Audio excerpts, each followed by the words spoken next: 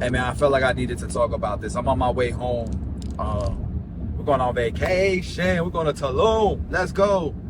But I was doing this live stream, man. And it made me really think about my kids, man. And I'm scared for them, bro. Because what I see on social media is just, is this shit normal? But it's funny because a lot of the content that I've been making, I've gotten some pushback on my ideas. And I just feel like, bro, do I look like I got 4 eyeballs or something, minus the glasses? And then I watched this episode, I'm like, yo, this is what people are consuming, this is what people see.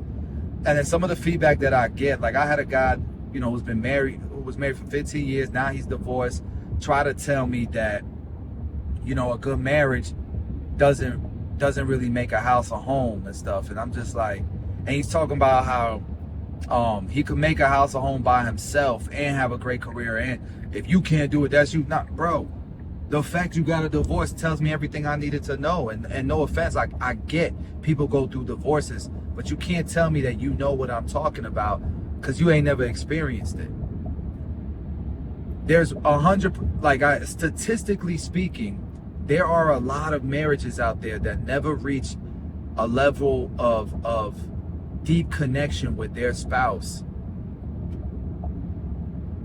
And that deep connection, I mean, I'm talking about the connection that you have with your mother, right? Like a level of vulnerability and intimacy that your best friend as a man, your mother, has with you. If you had a good one, like I had a good one,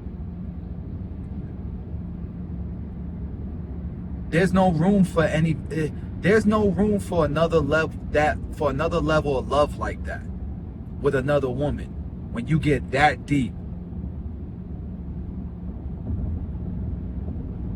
And there's beauty in that, and young men and women should be seeking that type of relationship with someone who isn't your blood.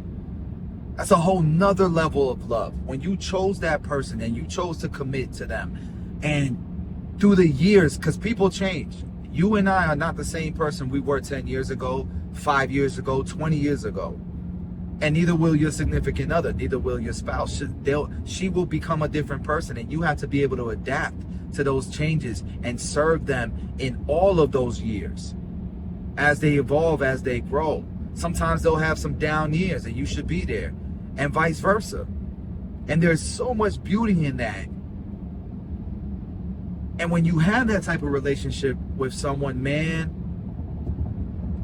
the lows don't feel so low anymore. And the highs, they feel so much higher all of a sudden.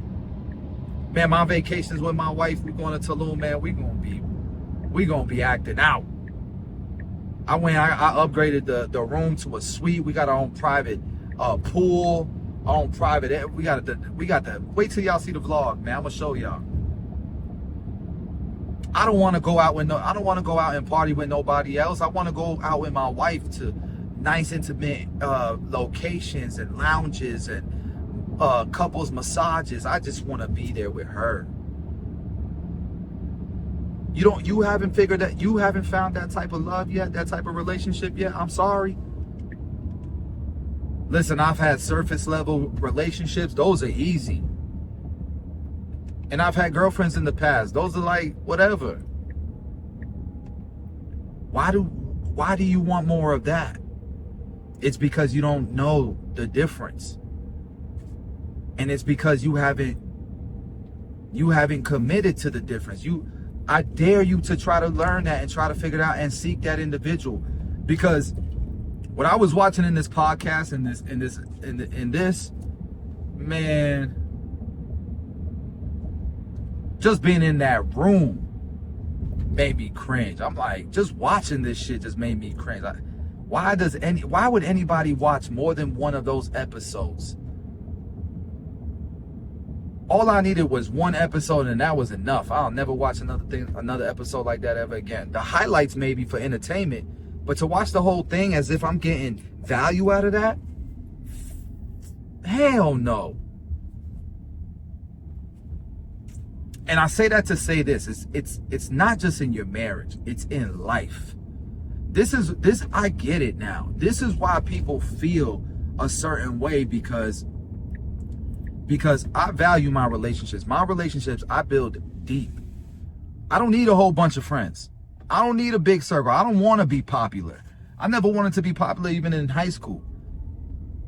And everybody knew of me in high school because I was an athlete. I was a well-known athlete, but I didn't, and people looked at me like I thought I was better than them, but it wasn't that I thought it was better. Just because you know me doesn't mean I need to know you or I need to have a relationship with you, and none of that. If I'm steering clear of everybody, it's because I value my relationships and I build deep. I got enough of them. Not that I'm not nice to people and I don't network and all that stuff, but if I can't build deep with you, then I can't build with you. You feel me? Like we're cool, we're friends, but I like to build deep relationships, man. And what ends up happening is you find the best business partners ever. All of a sudden your businesses are thriving better than ever because people recognize real, man. When you can build that type of marriage, everything else blossoms. And this is statistically proven as well. It's statistically proven. Happiness, money, everything just gravitates towards you. Everything good, everything you could dream of, man. And so look, if my kids ever watch this video, I hope you guys know it is important to find a life partner that you can trust, and you're not gonna and those people actions, their past, the things that they do behind closed doors, they don't need accountability to be to be that person. They don't need motivation to be that person. They don't need you to change. They don't need you to change. They just are who they are. When I met Justine, when I met my wife, she just was who she was. She made me better immediately. And if that person doesn't do that for you, they're not ready. And if they're not ready, you don't need to push. You cannot force the horse to drink the water. I believe that in business. I believe that in life. If they're not ready, then they're not for you. And no, it's not different these days. It ain't different these days.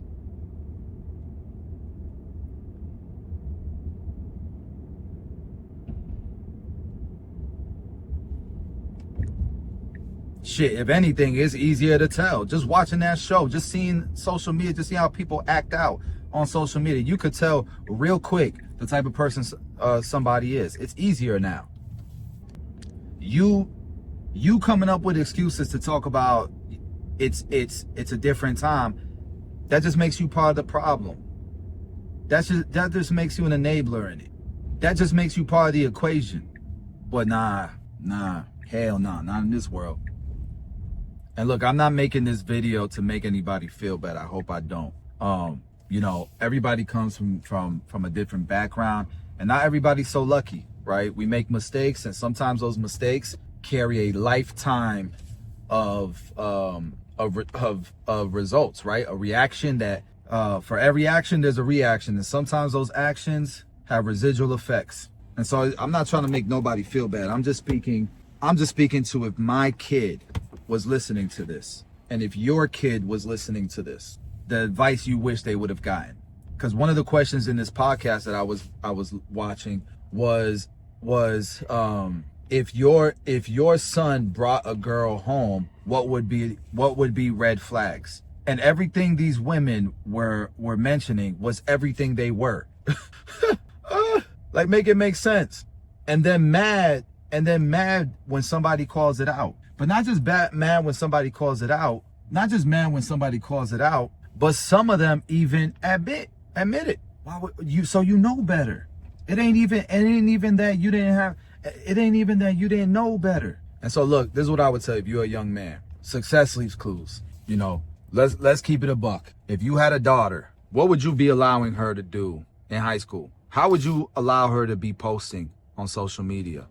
And the reason why that's important is, if you want a healthy marriage, she better have a good family, because you inherit all of that. And the more baggage that girl brings, the more problems you're gonna have to inherit as well. The more support you're gonna have to be, which is fine if that girl knows or if that man knows. But if they're exactly how, if they don't see any issues with the way that their family is, mother, father, things like that, brothers, sisters, cousins, aunts, be careful, because that's who that person's turning into. That's who they are. Think about it. If you're a parent and your daughter brings home a guy, and you meet that guy's family, and they ghetto as shit, they got nothing going on, they don't want to, they 50 years old, and they still living in a trailer.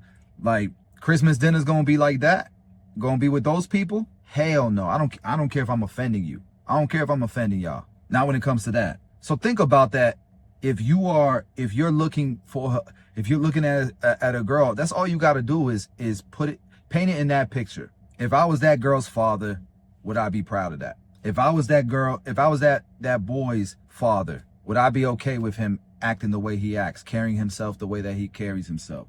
A respectable family, would they be okay with that? Because I hear it time and time again from every young man, because I mentor a lot of young men. They want to kill generational curses, financial curses, curses here. They want to kill those curses. They want to change their family trees. But you don't be acting like it. You don't be choosing your women. You don't be stepping out, seeking the things that you say you don't want to become. And so you got to ask yourself, when you're looking at a girl and you're attracted to her, and you're thinking about seeking more than a deeper relationship with that person. If you were her father, would you be good?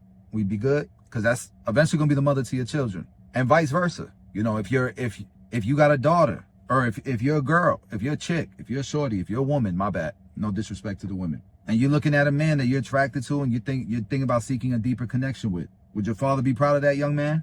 It really is that simple. And I know people, they want to have fun, all these things, but some of y'all in your damn 20s already, you're running out of time. Before you know it, you're gonna be in your 30s. Who knows what kind of credit score they're gonna have? not just actual credit, but his history, personal history. I don't know. It's just something to think about. Watching that podcast, bro. Just, I'm not trying to knock nobody that kind of slipped up, but oh man, that was rough, bro. And maybe I sound old or whatever, but I just never been about that. I like to have a good time. And I went to college. I got a lot of that shit out of my system early, and I still like to have a good time and all that, but I don't like having a good time with people I barely know. That's how you get backdoored. That's how you get robbed. That's how you be around a bunch of unloyal people. I can't trust people when I'm drinking. Some of you guys go out with people you just met. I just don't be trusting people like that, because look at the type of people that be on these shows. Imagine in my most vulnerable moments, those are the people in my corner? Hell no. And some people might think I'm thinking too deep. I'm too deep about this stuff, but that's always been how I thought. That's always been my mindset. That's why I'm here today. That's why I'm not in prison. That's why I'm not dead. That's why I'm not a drug addict. And I can say all that shit because I come from that world. That's my background. I don't know. I just never, man, I don't even know what to say. Y'all let me know in the comments, man. Am I tripping?